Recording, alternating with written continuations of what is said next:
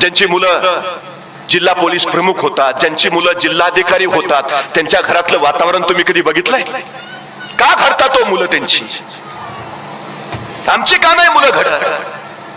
प्रेरणा देणं काय प्रकार असतो? त्यांच्या घरातलं ते मूल उघडं नागडं कपडे न भरताच घरात फिरत असतात. आई चिडत नाही, रागवत नाही, संतापत नाही. त्या मुलाला म्हणते, बाळ किती सुंदर दिसता हो तुम्ही.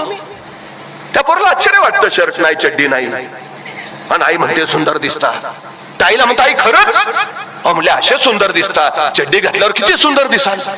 ते पोरग पळत जातं, चड्डी घालून येतो. आई आता कसा दिसतो? चड्डी घातल्यावर एवढे सुंदर दिसता, शर्ट घातल्यावर किती सुंदर दिसाल. पोरग पळत जातं, शर्ट घालून येतं. आई आता कसा दिसतो? कपडे घातल्यावर एवढे सुंदर दिसता, जराशी पावडर लावली, थोडासा भांग पाडला, किती छान दिसाल. पोरग पळत जातं, पावडर लावतं, भांग पाडतंय. आई आता कसा दिसतो? तोपर्यंत बाबा आलेले असतात, अख्ख्या धोंडेवाडीत तुमच्या इतकं कुणी देखणं नाही.